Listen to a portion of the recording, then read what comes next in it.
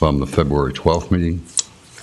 We did have a special call meeting on March 12th, but at special call meetings, we do not approve minutes, so we're approving the former minutes, and we do not have minutes from the special call meeting of last week yet.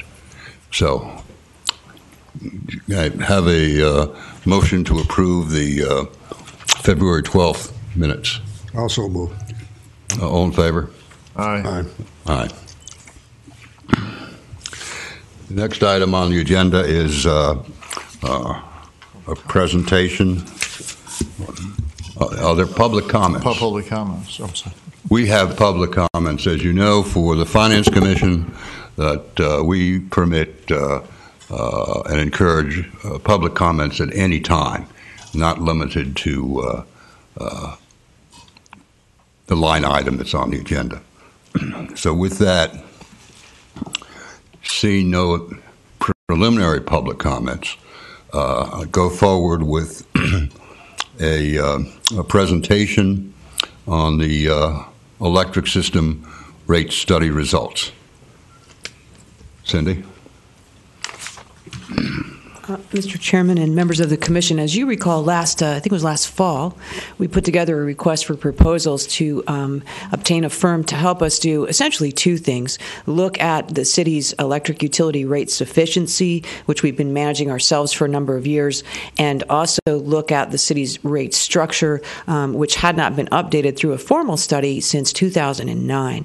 As a result of that RFP, Public Resources Management Group was ranked the #1 firm. We put them on contract, and what you have today are the preliminary or first phase, if you will, results of that study. We have with us today from PRMG Mr. Henry Thomas, Mr. Murray Hamilton, and with that I'm going to turn it over to Henry and let him walk you through the presentation. Thanks, Cindy. Thank you, Cindy. Good afternoon. Good afternoon. Again, Henry Thomas, Public Resources Management Group. I want to just start out by sharing with you our perspective on the purposes and goals of the study, and then basically have a status report to you today. We are going to ask you to help us with one recommendation for action. But at this point, this is mostly a status report without a lot of actionable items in it at this stage.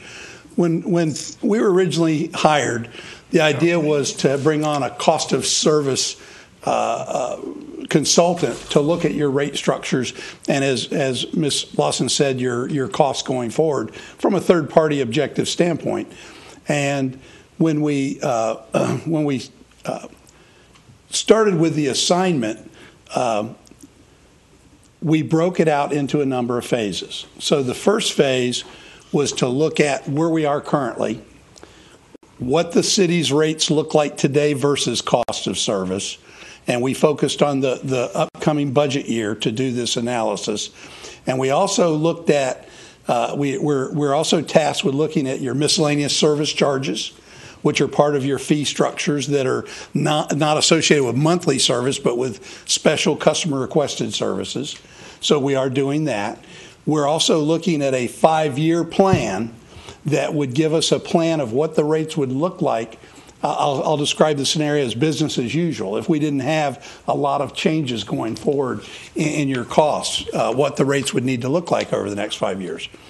And the cost of service study that I'm going to talk about today was intended to give you a backdrop for when you have other firms that you've hired from the outside come in and help you with a couple of issues. One, a big one being your purchase power arrangement and what you might be able to do there to save some money. And you've also got a firm, Power Services, that's come in, and they're going to look at your internal operations of the city's T&D function, if you will. And I'm sure they're going to look a little bit out at the power plant, but depending on what power scenario you take, that might not even be an issue in the future. But they're going to look at ways we can improve the cost of the system. So rather than come forward today with a set of cost of service based rates and proposed rates, we really want to roll out rates for you to recommend adoption based on hopefully these cost savings that will result in lower rates.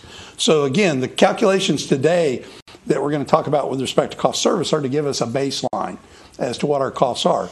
In particular, there was one issue that we were asked to focus on, and that relates to within your rate structure, how you recover your costs. Now, if you will, there's two major categories of costs if you simplify it to that level, and those are the costs you pay for power production, if you will, and the cost that it costs to operate the T&D system and administer the utility services.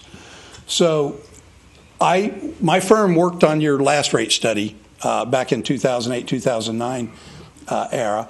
And when we did that, one of the intents was to take the purchase power expenditures out of base rates altogether. Okay? And the expenditures really include the fuel from your own generating units, because those costs can certainly shift and vary. So we want an ability to have an adjustment to recover those. And it then covers the cost of all your purchased power, whether it's through your entitlements, through Stanton and the other St. Lucie and the other pieces you own of those projects, or whether it's through your OUC contract. Whatever purchase power expense that the city incurs, it was intended to flow through that charge. What I will say is that since we did the last rate study, the city has been managing the purchase power cost adjustment based upon the overall cash flow needs of the system. Because what I'm going to tell you today is what we found out is that your cost of operating the T&D operations are significantly lower than they were when we did this study. Okay? However, the power costs are higher today. Rather than pass on those high power costs, because the city did not ask for a rate decrease on the base rates, what Ms. Lawson has been doing, and very well, is she's been managing to the total cash on the system. So when she looks at the next quarter, she does her projections of revenue from base rates. She looks at her power costs. And then she says, okay, what can I charge on my power cost adjustment, if you will, to keep the system where I don't burn up any cash, where I stay whole. I keep at my minimum cash targets. And accordingly, because the base rates have been in a surplus, she's been establishing the power cost adjustment on the bill lower than the actual cost. Right now, the budgeted number is $69.50, whereas the actual cost per megawatt hour, the actual cost the system is incurring is $86 a megawatt hour.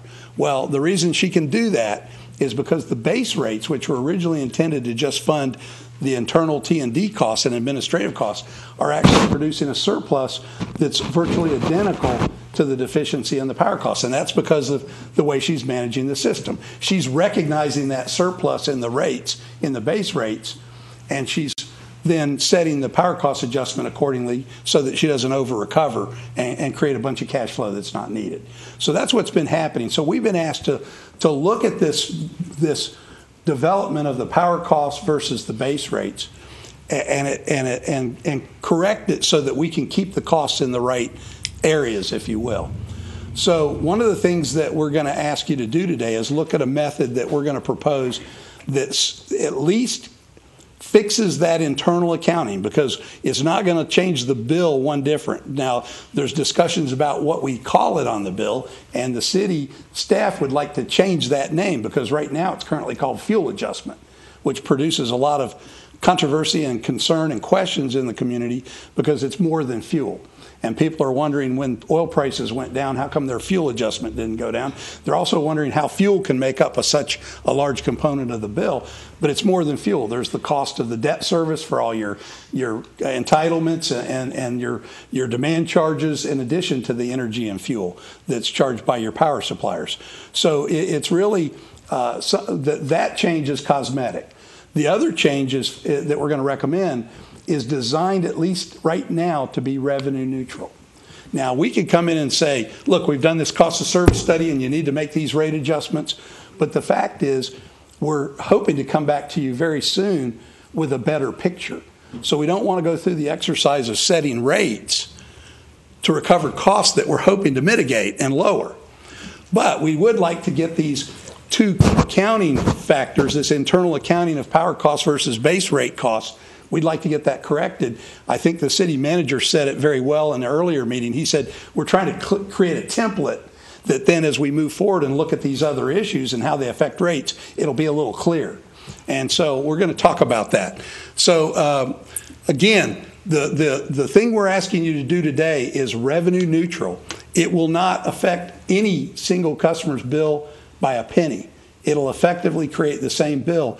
But in our formulas internally that we file with the Public Service Commission, we're going to make an adjustment that makes it clear what's power cost and what's not.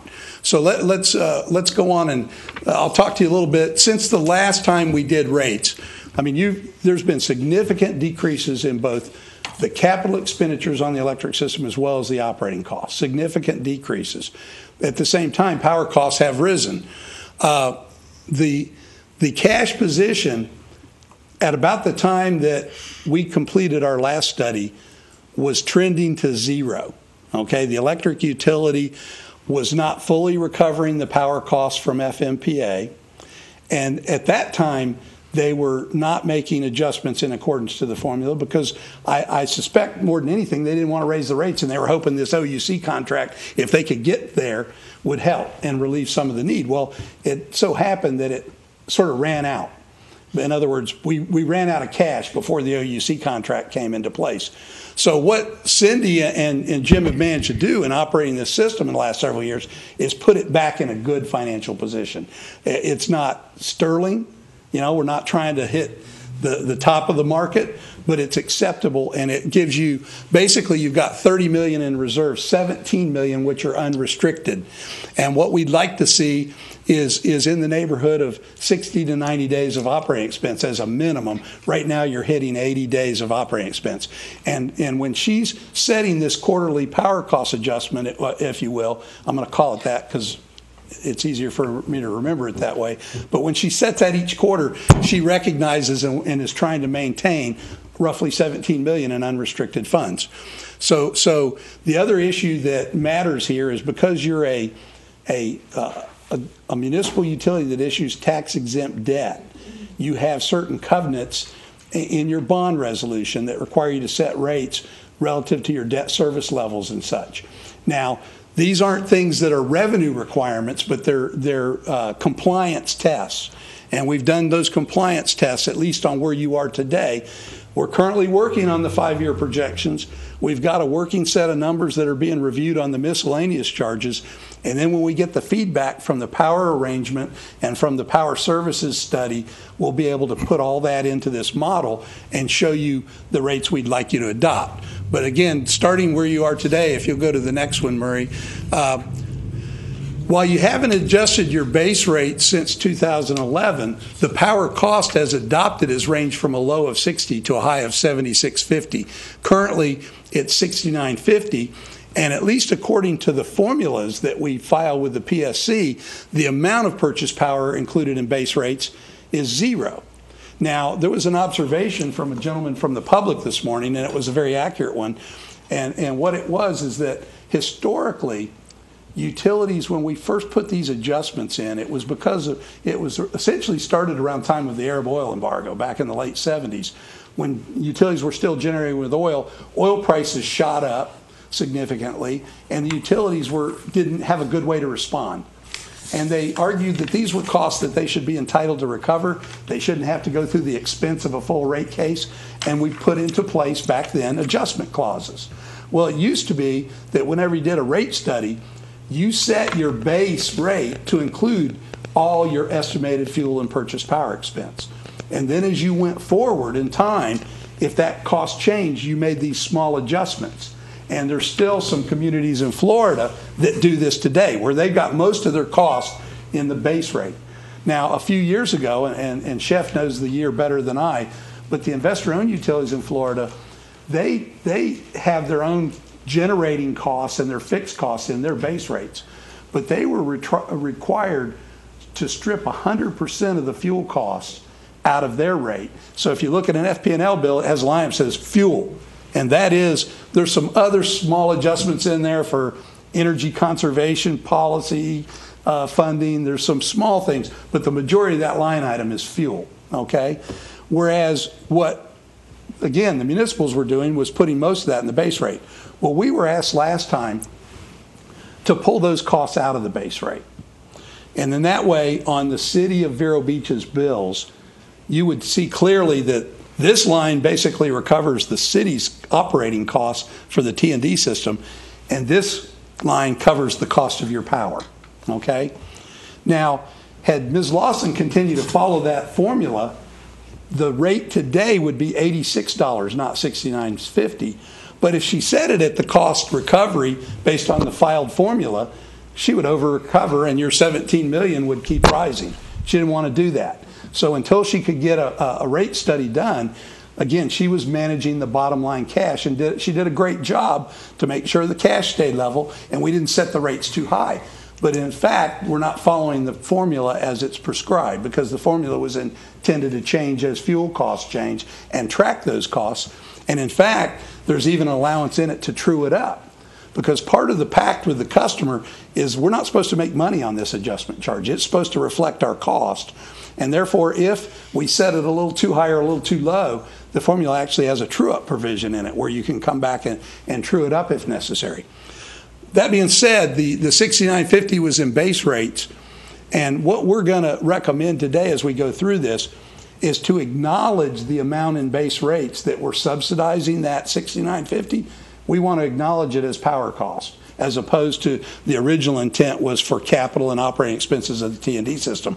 By doing that, we feel like we're recognizing on paper that our costs are really $86 a megawatt hour, not $69.50.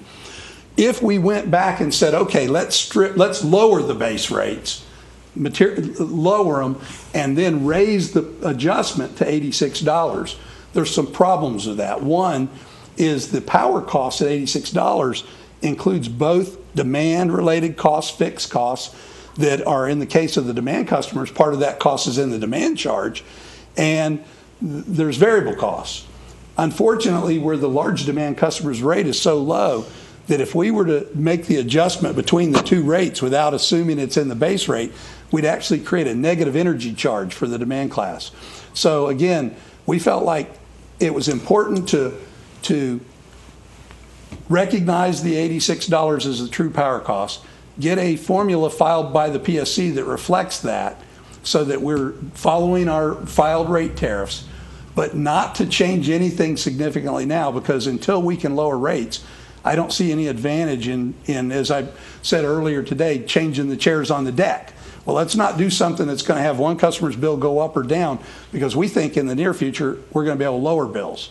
And that's a better time to make these other adjustments, if you will. So that's kind of where we are today. I'm going to give you some detail.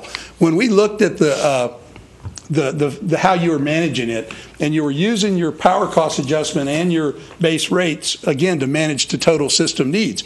Now, the opposite, and where Cindy wants to head with this, is most of these communities that purchase power and such, they manage the fuel part kind of on a separate basis, if you will. And that's what I'm getting at, is that's why they have accounting that recognizes if there's money coming from base rates to pay for fuel, they explicitly recognize it, because then that makes their internal accounting work properly. Right now, you're under collecting about 12.2% of your power costs. At the same time, you're over recovering about 12.6% of your base rates, which are intended to recover operating expenses and internal capital. So here's the numbers. The total annual cost, annual revenue is about $92.1 million. Your total annual costs are $91.7 million, and that's a very small $400,000 surplus out of a $92 million system. So that's the FY budgeted revenue sufficiency. If I look at the two columns to the right, they add up to the column on the left. So the middle column is the city's distribution and non-fuel production costs, administrative costs, the transfer to the general funds, all in that number. The annual revenues from the base rates for those costs is $42.4 million, whereas the cost themselves is only $30.8 million. So that means that the base rates we have today are at a surplus of $11.6 million annually. If we go to the right-hand column, far right-hand column, what again is additive back to the 92.1 million, your total purchase power costs today are 49.7, or revenues are 49.7 million. That's at the 69.50 level. However, the cost at $86 per megawatt hour directs the cost to 60.9 million. There's an $11.2 million deficiency in the power cost recovery through the clause. There is no deficiency system-wide because the base rates are making it up right now. So that's kind of where we started to address this issue of the power cost recovery. So right now, the way you're managing it, it doesn't recover purchase power costs. If you allowed it to recover purchase power costs, you would accordingly lower base rates. So the way we've elected to do it for now, so that we don't create a lot of change in the rate structure that will be overtaken by subsequent changes that are hopefully all positive, is we've said let's take a revenue neutral approach. Let's go to our fuel formula. If you could jump ahead to the fuel formula. Yes. Right now, the fuel formula says take the cost of fuel consumed in the city's units plus purchase power plus transmission costs associated with jointly owned units and any other power arrangements, less any off-system sales, divided by the bills for the period. And that result is $86 today. All right? What we're proposing modifying it to is to take that same formula minus $16.50. So that's what it's going to say is in our base rates for every kilowatt hour, we're recognizing that $16.50 per thousand or per megawatt hour is being reflected in base rates.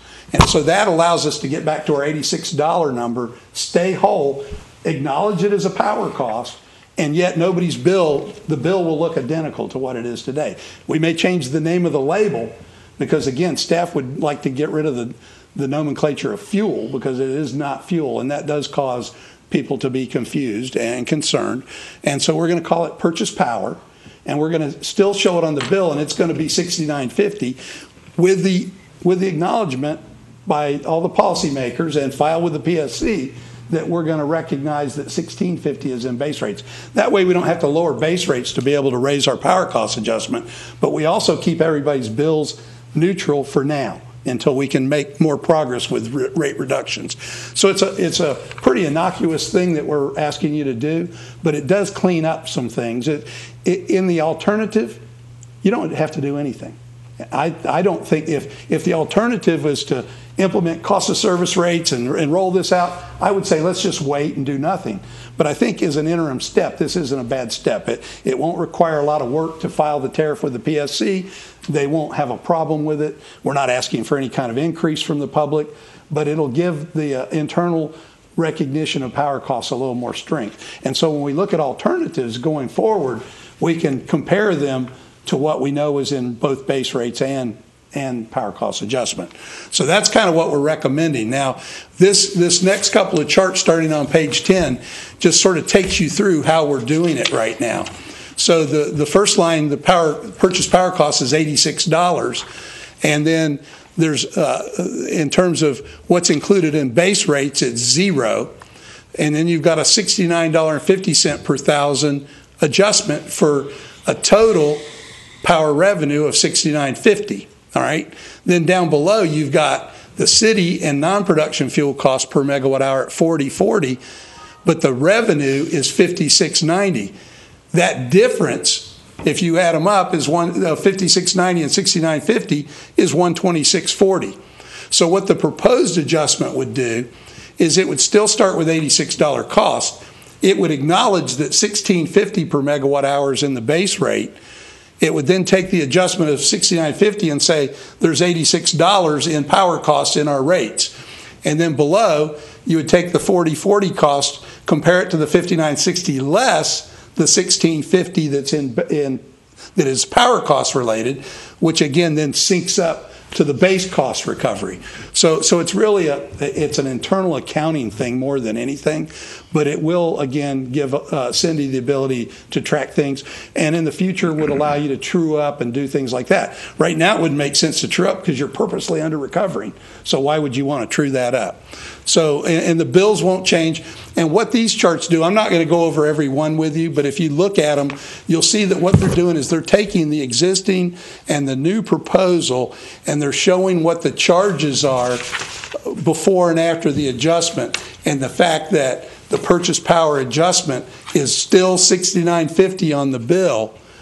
So again, the customer, this will be, it will create more transparency, but for the customer, for at least for today, there won't be any changes in their bill. Now, if we move forward and we can come up with a power supply arrangement which lowers costs, then that'll flow through our power cost adjustment charge, and their rates will go down accordingly. So, again, one of the things we're asked to do is look at this fuel power cost accounting. We've done that. We're working on the miscellaneous charges. Those are near completion. We'll be bringing those back. We've been working on the 5-year forecast. The idea is to have a baseline, but that's not what we're going to recommend rates from, because we also want the results of the optimization study. And if the council elects to pursue new power supply arrangements, we want to factor that in. So at this point, when we look at the 5-year forecast that we're going to do, we're going to look at different funding strategies for capital. We're going to recognize that.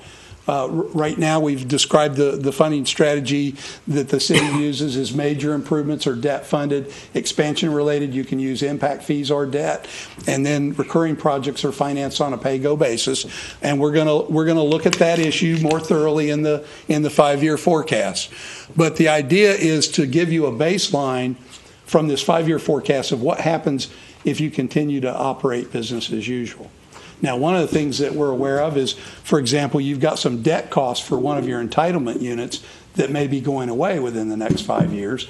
And to the extent that happens, we'll be able to show that effect on the rates.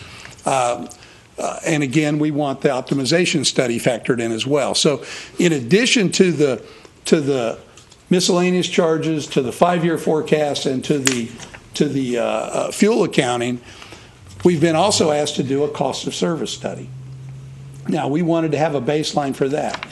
And I'm going to spend a few minutes talking to you about what a cost of service study means to me. I'm going to try to interpret some of this jargon for you so you can get the gist of what we do in a cost of service study, more than just looking at the overall adequacy of rates. And essentially what it is that with electric utilities, we break down the classes of service into groups that are like groups. So we have residential, we have general service non-demand, which is smaller commercial and institutional customers that have a demand up to 35 kilowatts.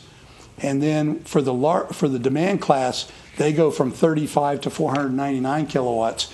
And for the large power class, that's above 500 and above. Now, let me point this out, and I don't know how much y'all get into all these issues. I'm sure you're fairly well acquainted with this. But when we talk about how we bill our customers, residential customers, we have a kilowatt hour meter. It measures the total energy use for the month. Small commercial customers, same type of billing. Lighting, we don't even meter lighting in most instances, but we know technically what those lights use based on their engineering standards. So we have some costs for power in the lighting rate, but doesn't make sense to even meter lighting because the monthly use is so low. All right, now for the demand and the large demand customers, we actually have, in addition to the base charge, which is the monthly base charges intended to recover the cost of billing, meter reading, and the service cost to the customer. Then the energy charge for residential and non-demand picks up all other costs. Okay, and then of course we've got the adjustment for power. But the base rates, all the other costs fixed and variable in an energy charge. The demand customer classes, the two demand customer classes, we actually have a third rate. And if you study the rates, what you'll see is we charge less for energy to demand and large power customers, but we have a demand charge.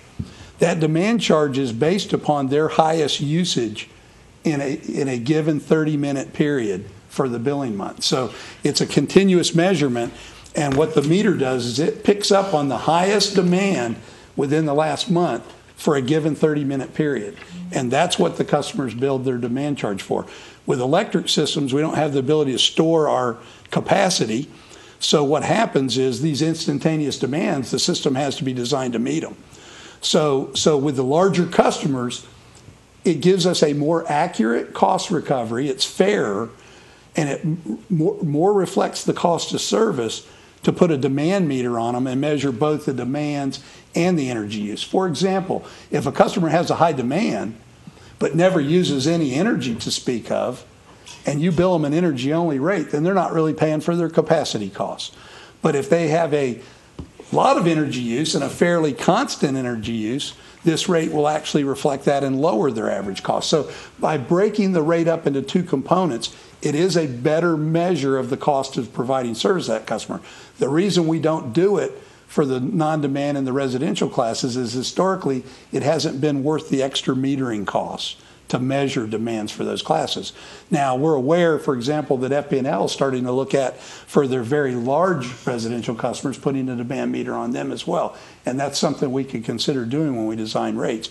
But for now, what we're talking about is how we take this $92 million revenue requirement, who's responsible for paying for it. So if you look, the purchase power costs are almost 67% of the bill. So when the customers ask us, why is fuel such a big part of the bill? Well, one, it's not just fuel, but two, it's the major cost by far. The city's distribution and non-production costs for actual operations is only $17.2 million, debt service payments of $5.5. The transfer to the reserve, the renewal and replacement fund for ongoing capital is budgeted at $2.3. The transfer to the general fund is $5.6 million. That gives us a gross revenue requirement of $92.2 million. We then back out our income from miscellaneous charges to get the net rate requirement of $90.4 million. Now, if we make adjustments to those miscellaneous charges, that could help mitigate the impact on monthly customer rates. But it probably will get lost a little bit in the rounding because the annual revenues from these charges are not going to be hugely significant. If you were in more of a growth mode, you'd probably pick up some revenue from them because a lot of them are associated with initiating service, if you will. But it's something we're going to look at in terms of can it help the rates. There's probably not a lot there on the table. So in addition to sufficiency of revenues, the other thing we're trying to do with this cost of service study is assure that each class pays its fair share. Now, historically, my experience, I've been doing this for 37 years, and my experience tells me that municipal governments historically charged residential. I can remember working with Fort Pierce Utilities where they were charging within $1 of what Florida Power and Light charged for their residential class. But that would not have been sufficient for the overall system. So what they were doing was charging their commercial businesses much more than cost to make up the difference, and they were subsidizing the residential class. In 1978, the federal government passed a law, the Public Utility Regulatory Policy Act. And one of the tenets of that act was that the rate should be based on cost of service. And each state commission had to grapple with how they were going to implement that rule. PURPA, we referred to it as. So the PURPA rule in Florida the Florida regulators looked at their market and said, we've got a significant amount of customers that are not served by profit-making investor-owned utilities, but are served by municipal governments and cooperatively owned utilities. And we think that they should, and the law did not exempt them at the federal level. So what happened was, in order to affect this regulation, the municipal governments that owned electric systems and the cooperative systems entered into a consent agreement with the state of Florida that allowed the Public Service Commission to regulate you with respect to cost of service. So they're not going to have an opinion on the $90.2 million. When we file the rate case, they're not going to address the transfer to the general fund and whether that's reasonable or not. They're not going to address wages and salaries and whether those are reasonable or not. What they are going to address is how we apportioned it among the classes, how we came up with the cost of service so that we don't subsidize one class or another. And what it did is it put an end to what I'll refer to as political rate making, where the assumption was, well, the residents vote, let's keep their rates down, and the heck with the commercial folks, we'll charge them whatever it takes to make up the difference. You technically can't do that anymore because the PSC has to sign off on the rates, and they're going to look at your methods to ensure you did a fair job.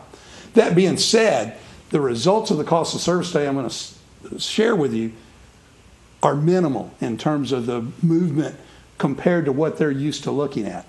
So again, even if this was our cost of service study and we were ready to file rates, if we told them we just want to make the adjustment across the board, that will not be a problem, because we actually addressed the cost of service 5 years ago in that rate study, and your cost structure has changed. You've got a different supplier now than you had then. You've got OUC versus FMPA.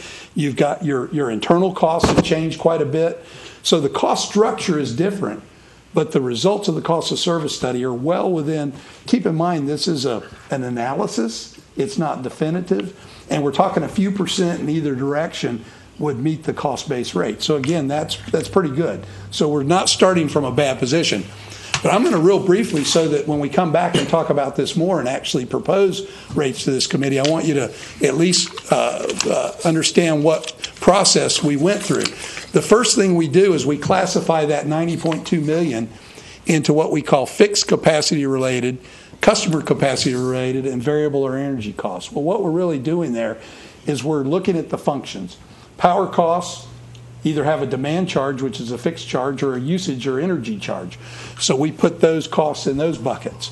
Your T&D staff, for a given budget year, that's a fixed cost. You could lay someone off, and you can make changes in the long term. But in the short term, things like the transfer to the general fund and the wages are pretty much fixed costs. So they either become fixed customer costs, like the folks in customer service, or the folks in billing or meter reading, or they go into the fixed capacity related costs. Then the variable or energy costs, that's fuel, and that's purchase power energy only. So that's what goes into the energy bucket. Then we take each of those cost categories and we allocate them among residential, general service non-demand, general service demand, lighting, etc. And from there we design rates. Now, we got a little more leeway with rate design, because if utilities charge their full fixed cost through demand charges, they would be much higher than they are today. So we look very carefully at, for example, what FP&L charges for demand charges when we actually set the rates. So you've got the cost of service at the class level. Are we being fair to residential? Then you've got rate design. Well, residential, it doesn't matter that much because you've only got a single charge. But with respect to the demand customers, what you put in the demand charge versus the energy charge does matter.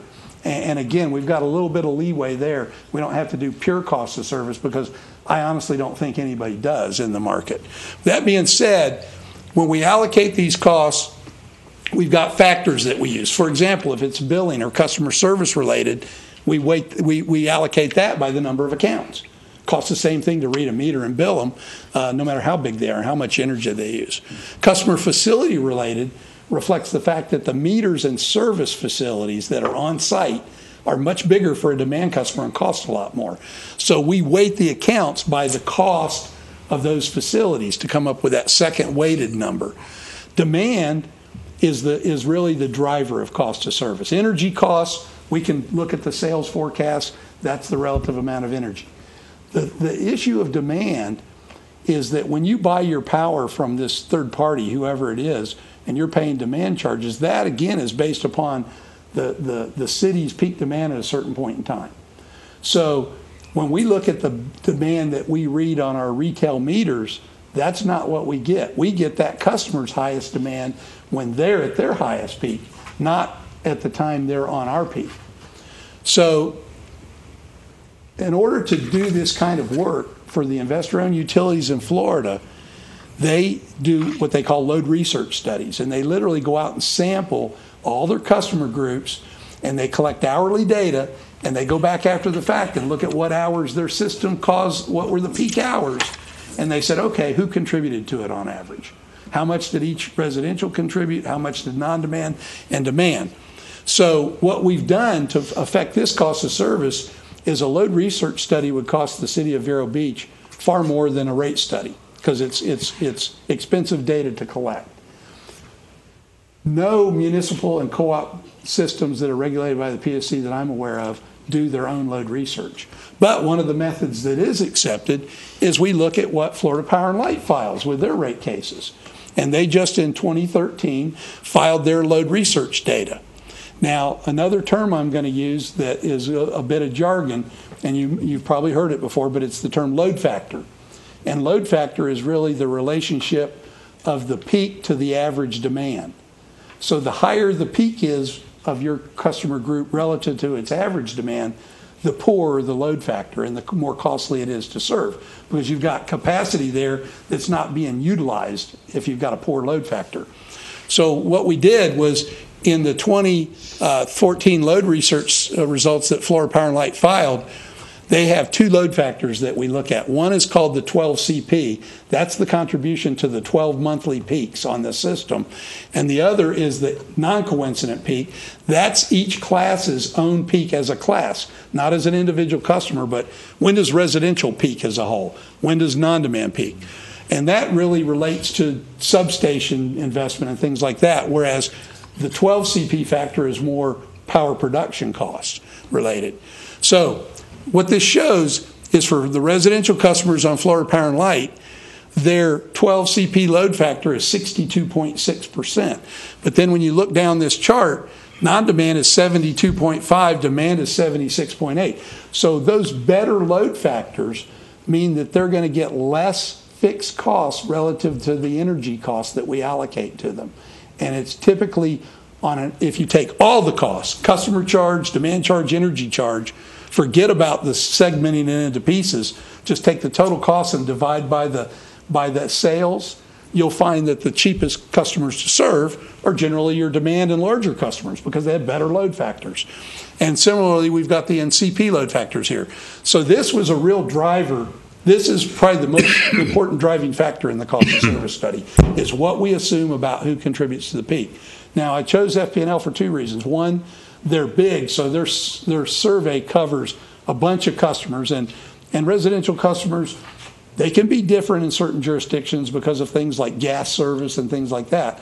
But FP&L doesn't have a lot of gas service in its area, and I think, for overall it's reasonable. Plus, they're your contiguous competitive utility. So if we line our rates up to match theirs through this process, that's probably a good thing for you, because it's going to mean that all your customer classes get an even chance to have rates that are competitive, if not dollar for dollar competitive, at least proportionally competitive to FP&L. Another way that we've seen it do it is we could calculate the FP&L rates and just bump them all up for what it would take to run the city. But again, this is the method we use. Now, how does that fall out? This profile shares with you these factors we're using and how they may affect the allocation of costs. So if we look at the first one, percent of accounts, residential is 83% of the total accounts. Non-demand is 14 and demand is 2. The large power demand, that's really Piper. That's only one customer in your system. So then we go to weighted accounts. Well, again, the non-demand and the demand customers have more expensive service facilities. So when we weight the accounts by the cost of the service facilities, residential falls to only 75%.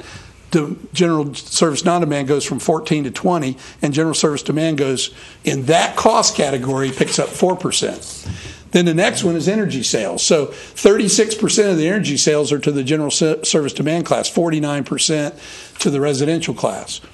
Then the two peak factors show you that while residents get 49% of the energy-related costs, they get 54% of the demand-related costs. And while large power gets 36% of the energy sales costs, or energy costs, they get 32% roughly of the demand costs. So these factors cause the cost to be allocated to our customer classes in varying proportions. And then when we come back and sum it all up, that's when we determine the cost of service. So if you look at the next chart here, one other thing I want to point out. Before we go to the cost service results, the other thing that we did in the last rate study is, you may be aware of the fact that Florida Power and Light charges a higher rate once you get over a certain usage level. What is that break point again? It should be 1,000. It's 1,000? Exactly 1,000? Okay. So they have a higher energy charge for kilowatt hour 1,001 and up in their residential rates. And the city was not doing that before. And again, in working with staff through this the last time, and it's not the current staff, it was felt that the best thing we could do, again, is emulate our neighbor that we're trying to compete with and put in that same kind of rate. Now, I will note to you that the Public Service Commission does not require that stepped rate. That's something FP&L asked for and received, but there are other investor-owned utilities that are regulated by the Public Service Commission, and they have flat rates. In the short run, the cost structure would suggest you actually should have lower rates as use requires, but that doesn't meet the state's goals with respect to energy conservation. So we haven't, and of course, long run costs, that may not be the case. So we basically have in the state flat rates, or in some instances, these rates where it inverts, if you will, or it gets a little more. So just taking that 1,000 kilowatt hours, this little chart here is just giving you some more facts about your customer base. Roughly 62% of the bills are for less than 1,000 kilowatt hours or less, okay? And interestingly, the next column is the amount of energy that's billed at that rate. One is the number of bills that fall between 0 and 500. The second tabulation is the actual amount of energy that's billed between 0 and 500 and the various segments. If you'll notice above 2,500, that's only 6% of the bills, but it represents 23% of the overall energy sales. So that's telling me that in the residential class in particular, you've got some pretty high users. Just that segment alone, the average there is like 4,000 kilowatt hours a month. And I'm sure we've got many that are using way more than that in that category. Just to comment, Henry, please. What you're saying is that 1,800 customers use almost 24% of the electricity, and 17,000 customers use 30% of the electricity. That's how it's on a customer basis. You divided that monthly bill by 12. And I don't want to prolong it, but the same issue is about, and there are no demand charges, as you have pointed out, for residential customers, although Florida Power and Light, as mentioned, is now considering demand for large residential. And I know that we do have some residential, when I looked into the actual meter readings, of over 10,000 per month. But obviously, if the average of that 6% is 4,500, there are some really heavy hitters in there. I didn't mean to digress. No. Just to point out exactly right. How skewed this is in terms of 62% of our customers average 62% average about 70. What is it? 750 kilowatts for 62% of our customers. Divided by the customers. He'll calculate real quick for us. Well, and if you take the entire group, it's about 1,035 for all customers on the system. That. So you're right, that first two blocks are going to be less. Have you got that? Cindy was teasing me about my calculator. She said I should get a grown-up calculator after the meeting. I'd say the same thing to him all the time. As long as it's accurate. So what's happened? This is perhaps a comment that everyone has been throwing around. A lot of people in the media have been throwing out average numbers for the average customer, and it appears there's maybe no one who is an average customer, particularly in the resident side.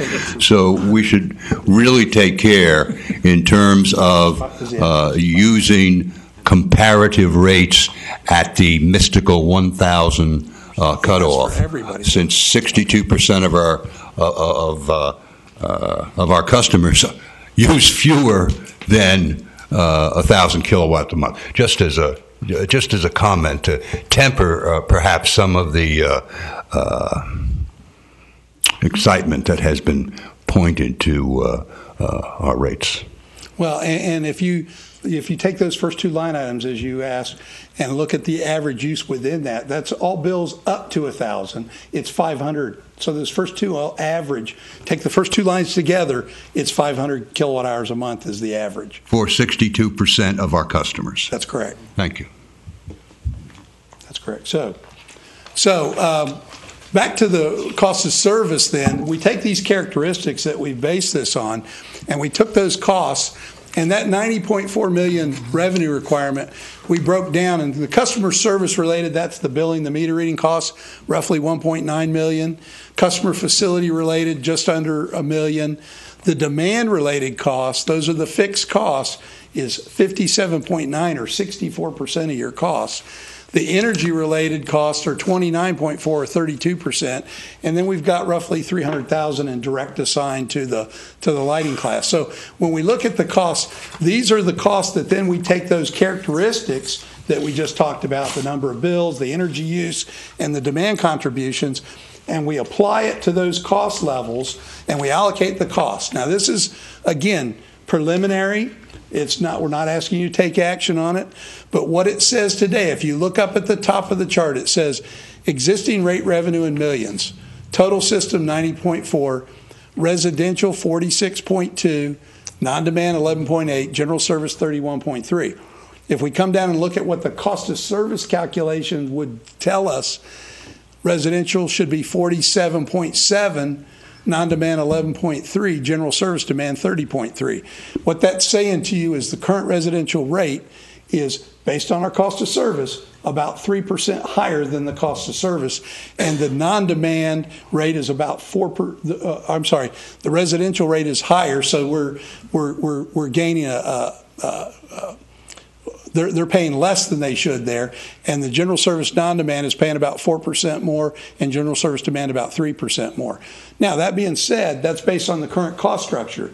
The reason I'm saying we don't want to react to that and make recommendations on that is this cost structure, depending on what you do going forward, could change. And if you change the power arrangement, it could change fairly dramatically. And all that affects the cost of service. So until we get the rates we want to adopt, we don't think it makes any sense to start making these adjustments right now today. But we wanted it to have as a baseline so that when we come back, we'll have the baseline 5-year forecast, business as usual.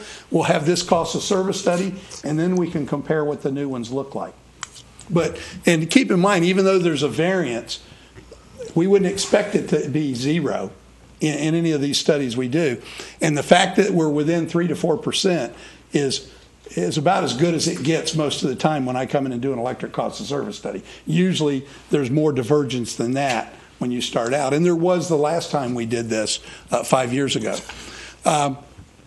So finally, one of the things that I'm going to do here is we're going to go over our conclusions and recommendations. But what I'd like you to do as I go through these, I'm going to stop on the second one because that's where we're looking for some support from the Finance Committee if you agree with our recommendations. The first thing is we pointed out that if you take your combination of your base rates and your power costs, that you are on budget and you're whole. And there's really no rate adjustment needed for now. You don't need to raise rates. Based on the budgetary costs, you shouldn't lower them. You're right at your revenue requirements. And that's, again, the way Cindy has managed the setting of the power cost adjustment at $16.50 per megawatt hour. I'm going to come back to the second one. We're going to prepare your 5-year forecast and then look at alternatives based upon the optimization study and the power supply negotiations that Mr. Wright is doing with OUC and maybe others in the end, depending on which way you end up going with those options. We'll also, at that time, come back with a proposed rate plan that includes all the information we have at that point. Now, the last one is the one I want to focus on because what I say here is you may wish to update your purchase power adjustment clause to recognize that you're really capturing $16.50 of your power costs in the base rates. And it's as simple as modifying that formula for the power cost adjustment because you're already doing it. You already recognize it in the setting of the $69.50. It's just that there's no documentation of that other than these quarterly analysis that Cindy does. But we actually have a filed tariff, and we're going to recognize it in the filed tariff so that everything is accounted for in a transparent manner. And we know where the power costs are and how much are in base rates. So that's what we're asking you to do is if we are looking for some kind of motion from you or recommendation to the council, if you agree with us, and that would be based upon this second bullet that we would adopt a power power cost adjustment formula, purchase power is what we're calling it. Purchase power line item on the bill, and at the same time recognize in the formula that $16.50 of these power costs are currently included in base rates. And that's the cleanest way we can do it, so that nobody's bill changes 1 penny as a result of this. But again, it gives us a little better internal accounting, and it gives us a template to examine these issues going forward, because some of these issues are going to affect base rates, some are going to affect power costs, and when we look at them separately, it was important to at least identify this $16.50. Again, as far as operationally, if you don't do anything, you're going to be fine, but I think staff would like to see this recommendation go forward, because it helps them helps them with being able to explain what's going on exactly with the rates. Comments? Dan? Questions? Not at this time, no. Good. Vic? Vice Chair? I'm in agreement, but why are we doing this? As I get it down, listening to you carefully, you want to do it now for better compliance with state regs. That's number one, right? That's right. Number two, it's for transparency to the client, customer, correct? And number three, we're trying to establish a baseline going forward. That's the third one. And then I guess the fourth one, you're trying to get to is our internal accounting is going to be smoother. That gets back to the compliance issue. It allows us to measure it by recognizing exactly what's built into the base rate. I mean, what Ms. Lawson has been doing is she does her projections, and she just sets the power cost adjustment in a manner that she feels will keep the cash balances. I understand. But Sure. She's not specifically focused in. What this would allow her to do is say, here's what my power costs are. Maybe I over-recovered last period, and she can now recognize it because we've accounted for 100% of the power cost between the two rate structures. By making a switch, are we better prepared to compare our rates with other rates around the state? Well, when we look at the comparisons, they're usually all in comparisons. And one of the things that makes this comparison a little difficult, and this was pointed out by a member of the public to us in the earlier meeting, is that when you look at municipal rates around the state, a lot of them put 100% of their purchase power costs effectively in the base rate, so that their adjustment charges are very, very small. And that's another strategy. That's what we used to do years ago all the time. The idea has been in recent years to try to break fuel, or in the case of a purchasing utility, fuel and purchase power out, so that you can talk more to the customer about where their dollars are going. That being said, when you look at these rate comparisons, if you look at the adjustment clauses only, you won't get an apples for apples comparison. So to get the comparison, you do have to look at the total bill still. So it doesn't really help you compare that way per se. So it doesn't help the public that way from a comparison? No, not really. I mean, they need to look at the total bill if they want to measure you in that regard. Again, what it will help, though, the public understand is when these costs, if we implement changes, those implemented cost changes will either affect the base rate if it's, let's improve the way you do line maintenance, or if it's a power supply arrangement reduction, they'll affect the purchase power adjustment. And we'll be starting from a base where each one it's a zero-sum game, if you will. I mean, there's no change here in the total costs. So you're saying that the public should be able to see the quality of the management versus the differential cost by energy, bought costs. Yeah, I mean, again, under the old way we did it, if the power costs, if I did a rate study and 3 years later I updated it and the power costs rose, I just roll it in the base rates.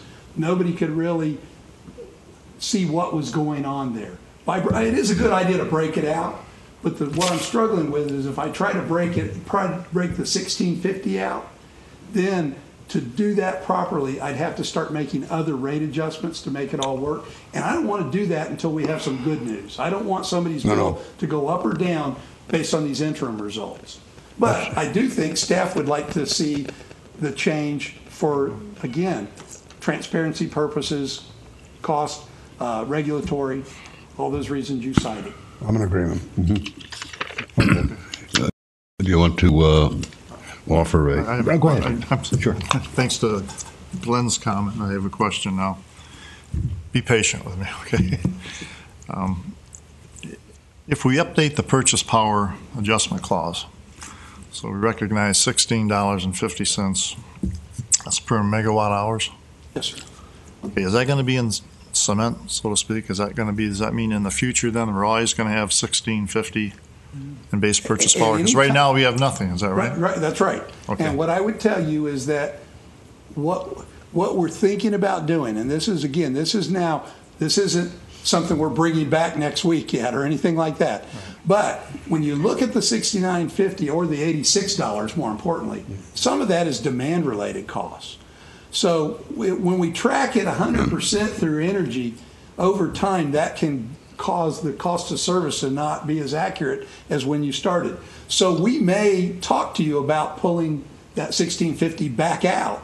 Okay. And putting it there, but we may have a demand component for the demand charge to make it really work properly. Because right now, if we pulled it out and just put it in the power cost adjustment and took it out of the base charges, as I told you, for the large power class, we'd actually have a negative energy charge because the energy charge is less than $16.50. So, I don't want to shift chairs on the deck yet until we really have some more definitive results. Okay, so it's conceivable in the future $16.50 could go down to 14 or we could roll 13. that out and put it in the power costs and make sure everybody understands it. The idea now, at least, if we pull that formula out of our file and somebody says, what are our power costs? We can go to that power cost formula and say, there's $16.50 in this line item and there's $69.50 here, let's say for a 1,000 kilowatt hour bill, the total is $86, and we can show them. And right now we couldn't do that because the base rate recovery where we're subsidizing power costs isn't documented anywhere. Okay, thank you. I want to go forward with the recommendation, but just a couple of points. One, because this is different than rate sufficiency, as mentioned, every quarter, we in the Finance Commission, in concert with what's presented by Cindy and Jim and the staff, look at the variances between what the expected budget is in terms of revenues and expenses and what the actual. And based upon that, bring forward a recommendation based on the staff whether to adjust rates or not. We are on a trajectory now for the same reason that you're mentioned, that we're only on one phase of a multi-phase operation in terms of trying to reduce our rates, as not to begin to do any action until all of these various layers come in regarding the quarterly adjustment of rates. Of course, Cindy, unless there's some, major differences, but if we're on a trajectory within reasonable, wait until all of the elements of the actions that have been initiated by the city, with what Chef's going to talk to, what the optimization, how you meld that in and blend it into the work you're doing. And I think it's so important, as you mentioned, that this was not to change rates. And there was some evidently misconception or misunderstanding that the work that you were doing in this first phase was somehow going to adjust rates, which is not the case. And I hope I'm speaking for the public that this is just the first step in the journey to begin to mitigate what our rates are. Yeah, I saw the news line item that said initial study won't lower rates. Well, we're not there yet. But Well, that was not the purpose of the study. That's right. That's my point. That's why I started to clarify where I thought we were in the process. With that said, I'd like to make a recommendation to go forward with the changes recommended by the staff and with the work that you've done. I'll second. All in favor? Aye. Passes unanimously. Thank you very much, Henry. Thank Really you. appreciate it. Any other questions? I just have a couple of points. Now that we've done that, we're going to have $12 million in debt and you had mentioned that there were, three debt funding would be for major projects, for some interim projects, and then for just recurrent. And it just seems to me if we're going to spend $15 million or $12 million in the next 5 years, to assume all of that is reoccurring expense might be helpful to look at really what is recurring and what the split point is between recurring and actual capital. Yes, and clearly, when you're looking at it, the major recurrings are meter replacements, transformers. Sometimes within substations, there's stuff that are replaced over time. And obviously, if you're operating your plant, there could be some recurring capital there. But some of these arrangements we're going to look at going forward may eliminate that altogether. I understand that. So right now, the theory being if it reoccurs every year and it's a norm, that the lowest cost over time is to fund it directly through revenues. If it's a one-time thing, then you want to spread those costs out, and you don't want to try to recoup that in 1 year. Yeah, but if it's one time and it's going to last for 25 years, that's not recurring. It's like telephone poles. That's right. And like conduit, and like manholes. In any event, it's a philosophical difference for some, myself included. But it's just looking at that debt line, and we've held the debt, and indeed have done. The city has managed very well, taking the debt from $55 million on a trajectory now to about $29 million in the next couple of years. So it's been a very favorable recovery, as well as the other efforts the city has done in managing the increase in the reserve funds, being able to reduce minimally, to be sure, rates over the last and improve the T&D efficiencies. More to come, I presume. So thank you very much. Thank you.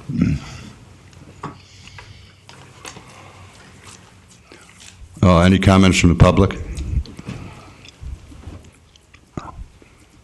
Seeing none. Counselor?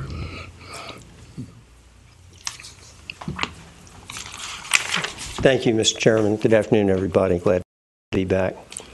I want to talk about... For the record, Chef Wright? Yeah, Robert Scheffel Wright. I go by Chef, a short form of my middle name. Gardner Bistwiener Law Firm in Tallahassee. I'm your utility specialist counsel. Thanks. I want to give you an update on where we are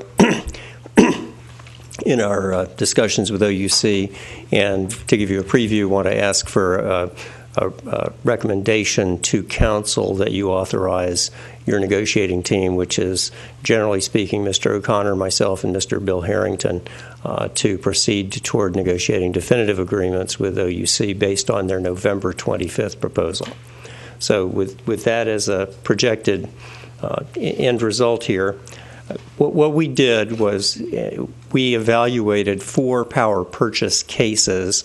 1, stick with the existing OUC contract. 2, accept their October 20th offer, which was to continue the contract through 2029, significant reductions in the capacity payments, a demand floor of 85 megawatts, and a St. Lucie option. They would have the option to buy St. Lucie and a few other things, but those were the big ticket items. As you probably recall, there was some consternation about the idea of giving them the option to buy our St. Lucie power, so we went back and said, well, can you change that and maybe give us a shorter term? And on November 25th, they gave us an alternate set of discussion points or hypothetical terms that would not include a St. Lucie option. It does include significantly discounted capacity rates, but less discounted than under the October 20th proposal, and it would terminate the PPA at 12/31/2023, 6 years before the existing contract and 6 years before the October 20th proposal. And the 4th case we looked at was simply to terminate the existing OUC PPA and go to the market, assuming that we would have to pay damages to OUC. So those were the cases we looked at. In each case, we also looked at 3 separate natural gas price projections, a reference case, which is more or less a base case based on roughly current gas prices, a high gas price case, which is based on averaging a couple of future projections, and a low gas price case, also based on averaging a couple of different future gas price projections. The net result of these analyses show that in the reference case, the current more or less gas price projection scenario, the difference between the November 25th package of terms and the go-to-market concept is roughly the same.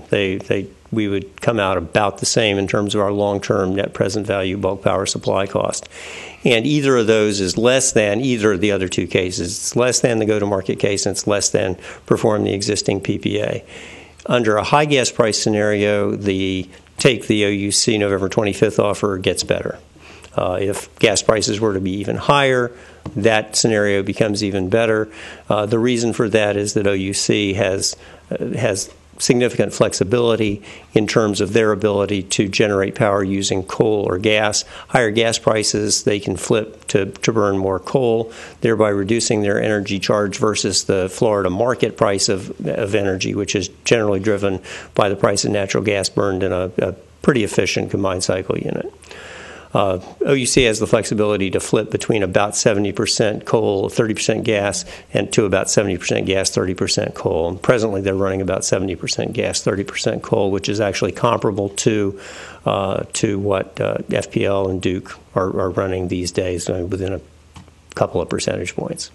So, I emphasized this when I talked to council last month, and I emphasize it to you again. There are risks in any scenario. It's the nature of the beast. You're making long-term financial commitments, whether it's building a power plant or entering into a contract that you're otherwise obligated to perform. When you make multi-million-dollar decisions with things that involve long-term market conditions for fuel costs, capacity charges in the Florida bulk power supply market, and so on, potential softening of sales, potential unexpected growth in sales, either exogenous to Vero Beach or in Vero Beach. There are a lot of risks. There are a lot of things that can happen. Power plants can break. Look that way. Across the state, about 170 miles to Crystal River, power plants can break. Things happen. Environmental regulations change.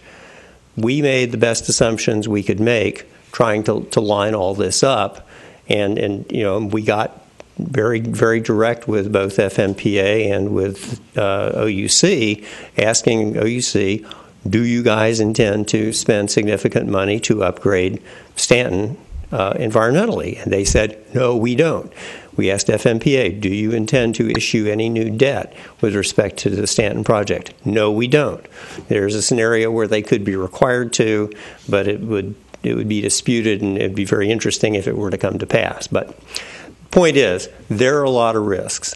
The good thing about taking the deal with OUC versus going naked to the market, as I put it, is that you've got OUC. The OUC deal offers the flexibility of fuel switching that I mentioned, and it does offer us short and longer term through 2023 on the November 25th offer certainty as to the capacity charges, and that protects against the risk that demand would grow faster than expected in the bulk Florida market, which would in turn shrink the gap between supply and demand in the bulk Florida market, thereby driving up capacity charges.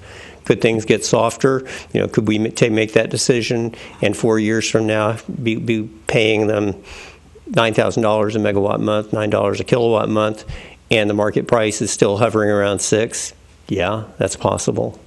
It's a risk. Things look pretty good right now. I drive down, as you all might guess, I drive a lot, and I'm riding down the road, and I'll tell you, the last year I have seen more construction than I've seen in a decade.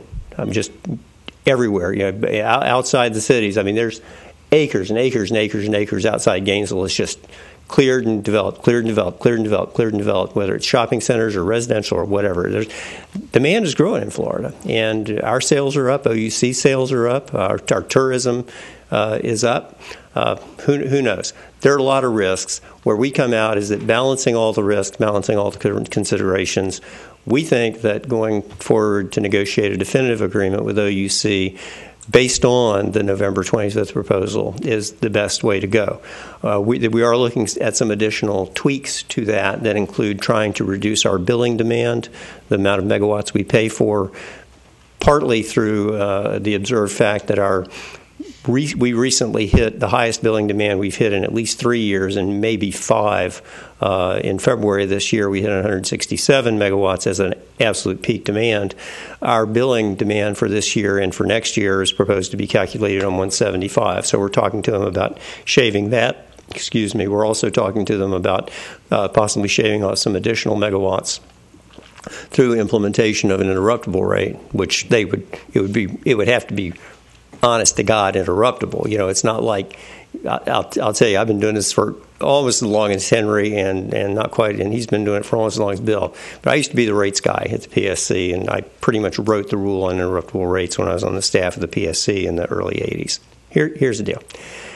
A lot of the time, the interruptible customers view interruptible service as a discount rate because they never get interrupted. And if they're going to get interrupted, there's a buy-through provision. They almost never get interrupted.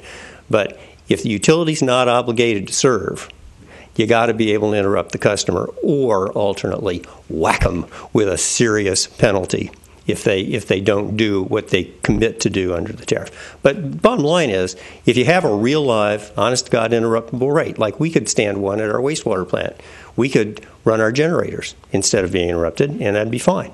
OUC wouldn't have to serve it. It'd be fine. Anyway, we're talking to them about that. We're also talking to them about trying to hone down, lock in fuel cost a bit. But I think that's it. So that's where we come out, and we would, again, respectfully ask that you, the Finance Commission, recommend to Council that they authorize your negotiating team to go forward to negotiate definitive agreements with OUC based on the November 25th proposal. Comments? Vic? None. Glenn? No, I'm in agreement. No comment. The only point, just hearing this straight out, I happen to be in agreement. But someone would, obviously, shortening the time when you're dealing with commodities is always a better perspective than elongating it. However, you said number 4 is, we'll just cancel OUC. Yep. Well, someone hearing that is saying, well, that's great. You just cancel it and go to market, right? That is the concept. You do have to assume you pay the damages, and yeah. you do have to take the market risk. Please continue. What would be the cost to do that? It's not free and clear to walk away from the contract. The cost to walk away from the contract would be, we would probably ultimately not. There are some competing legal theories on this but my view is that it's more likely than not that we would be expected to pay OUC's damages subject to a maximum liability as set forth in our PPA with OUC of $50 million. That's the potential cost of doing that. If their actual damages turned out not to be that great, then we wouldn't have to pay that much. But the other piece of the cost, Mr. Chairman, is this. We have an offer on the table from OUC to sell us bulk power at $7,000 a megawatt a month plus $1,566 a megawatt a month for OUC's transmission piece of that. So let's say $8,500 a megawatt a month. If we can go to the market and buy it transmission included for $7,000 a megawatt a month, that's great. If something happens and the market cost is higher than $8,500 a megawatt a month, or God forbid, significantly more than that, all of a sudden the benefit of having done so shrinks, and that's simply one of the risks that I mentioned. You could also go in the market and have something happen to the price of gas. Remember, I said that taking the OUC deal gives us a good built-in hedge. It's not a commodity swap hedge, but it's a built-in hedge type protection against any kind of against a significant change in price relationships between coal and natural gas. If the price of natural gas goes to $8, that's going to be that would have turned out to be an unhappy decision. I just wanted to put it in perspective to say that you just don't walk away from OUC without paying a significant penalty with other unknown risks. Right. That was all. Just one question. Go ahead, Chairman. Mr. Wright, if the negotiating team were to be able to work out new contracts, hopefully improve contracts, would that penalty clause there remain at 50? Wouldn't go higher than that, would it? It sure wouldn't go higher than that. Okay. All right. That's good. Just as an aside, additionally, if we negotiate down to the terms in the November 25th offer, those have significantly lower capacity costs. So that if hypothetically in 2020 we were to determine to cancel the contract, the contract value to which they would be entitled would be significantly lower than under the present contract, which would mean that the delta between that contract value and their mitigation value would be correspondingly reduced. Good point. Thank you, Tim. Is there any, before I go for a motion, just one last thing, from me anyway. What would be the potential impact on our rates with a successful negotiation? A range, I'm not saying. We're working on it somewhere between, in terms of dollars per 1,000 kilowatt hours of service, averaged overall retail kilowatt hour sales, somewhere probably between $3 per 1,000 and $7 or $8 per 1,000. But it depends on some of these tweaks in the final negotiations. Thank you. Any other questions? Yeah, one comment. With regard to going there, the geopolitical risk that exists today may be the highest it's been in a couple of decades. That might be a very wise maneuver to get covered. I'm not sure exactly which aspect of the geopolitical risk you mean, but well, the world energy markets? International geopolitical risk. Yes, sir. And the influence on the price of fuel. Yes, sir. Is astronomical at this moment. Russia and the Middle East. I agree with you. Yeah.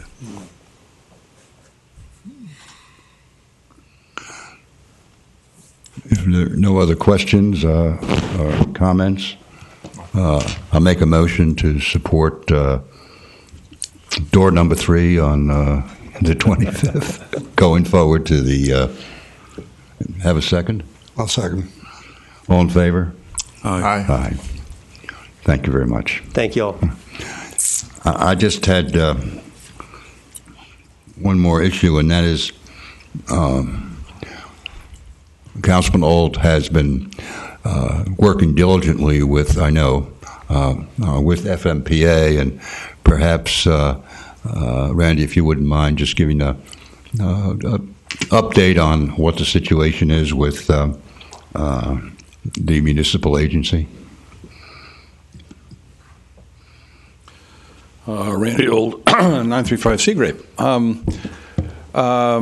The last meeting that I attended, the FMPA board said that my recommendation was to hire a management consulting firm to come in and look at the management of the agency and see if there are any improvements to be made.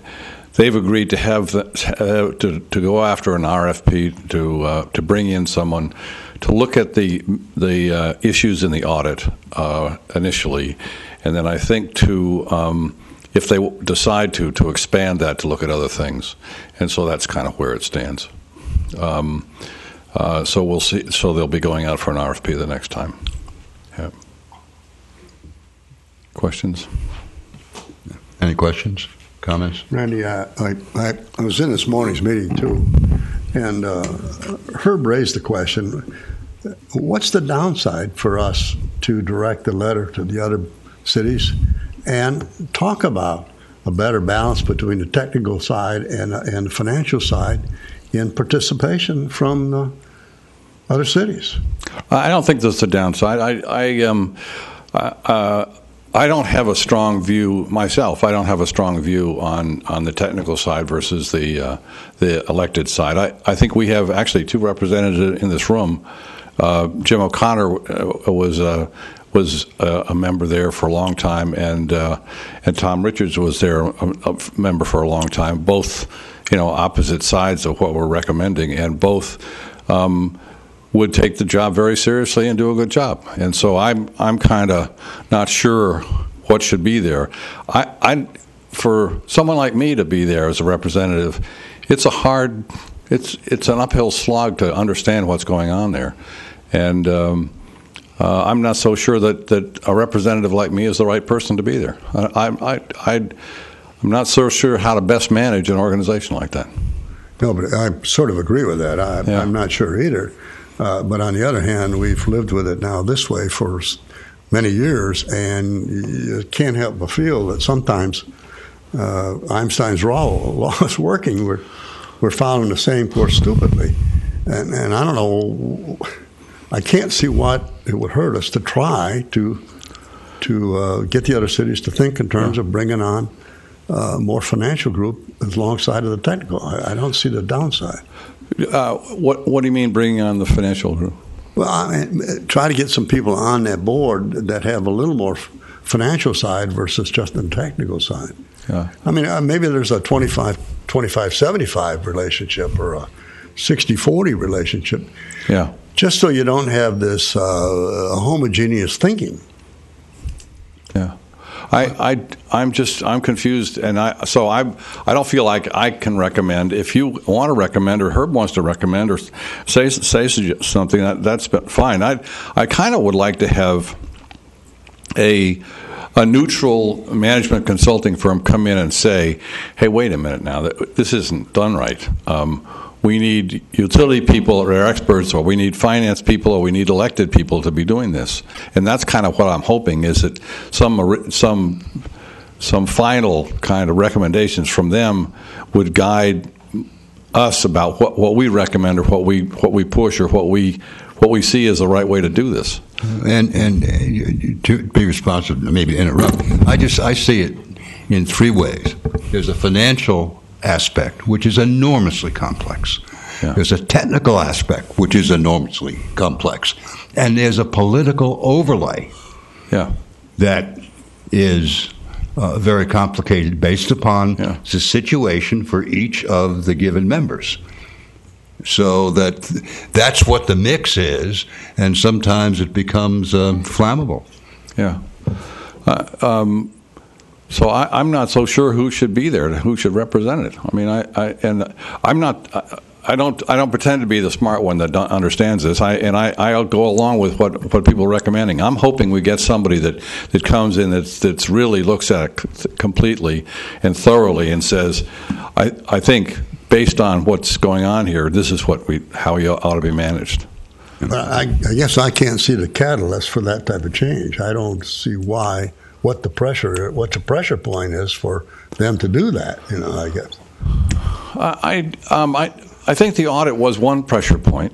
I think there are some people that feel it's time, and if a really big, strong, neutral party came in as a management consultant and looked at it and said, "Hey, wait a minute, this is not going to be complete unless I look at this and this and this. You can't just limit me to this and expect me to have a complete report. So you've really got to let me do other things." And I don't know whether I can get there, or whether they can get there, or whether that'll happen. But that's kind of what I'm hoping. And it is just hoping. I mean, I don't know how this is going to come out. Understand? Yeah. Mr. Mucher. Mark Mucher, 617 Indian Lilac Road. On this subject, I think maybe we can do some things so that this isn't left up to chance. One way to do it would be to put in the RFP that one of the things that the consultant looks at is the makeup of the board.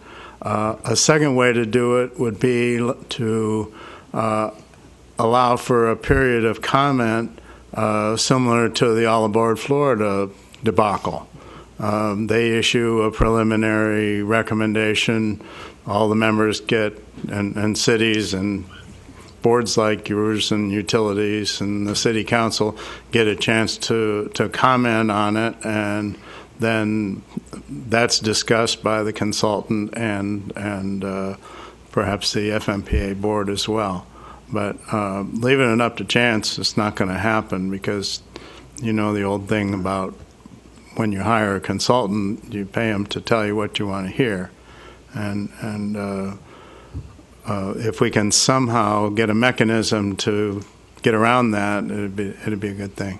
Oh, well, thank you. And I don't disagree. The issue is the agency is made up of some 31 plus different entities, going in the size of Havana, which is maybe 7,000, up to Kissimmee, which is 120 or 30,000. Each of the municipalities has one vote. And so it's very difficult based upon the circumstance, the situation, and the talent available, indeed, in every one of those communities. As I said, Key West is virtually separated from the rest of Florida and doesn't have an awful lot of options for others to serve it. People have talked about having competitive suppliers of energy, and that sounded like a great idea. In Texas, what happened is that there was competition for rates, and in the cities, the rates did go down. But none of the entities wanted to serve the rural areas. So as a result of competition, the rates for rural areas went up. And that gets into the whole issue of, again, getting back into rate paying for similar classes. And trying to debate rates as we're seeing now is not, and we've been working with it on the commission, as has the utility commission, the city council, and every time we have another presentation to help us understand and clarify, it just raises, as Randy was saying, the more you get into it, the more you don't know. So, thank you. Any comments from the public? Sherry, have I left something off the agenda other than comments from the individual? No, sir.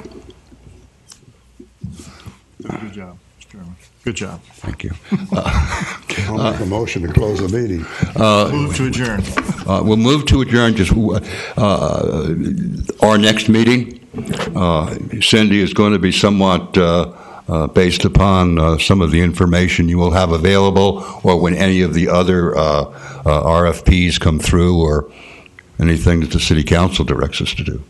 Do you have any idea? Variance analysis or? My anticipation was that the next meeting would be at the very beginning of May. It would be our normal quarterly variance analysis, quarterly rates, efficiency, et cetera. And by that time, we'll have the audited financial statements out, and we'll have our auditor there to discuss those with you as well.